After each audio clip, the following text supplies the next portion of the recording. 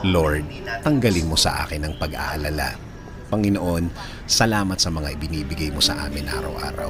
Salamat sa pag-aalaga mo sa amin, sa lagi mong pagtulong sa amin, sa lagi mong pagsuporta sa amin.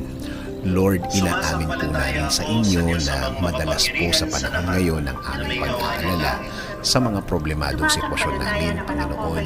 Inaamin po namin, Panginoon, na may mga pagkakataon na nalilimutan po namin ang inyong presensya sa aming mga buhay, na nagpapatalo kami sa aming problema ngayon.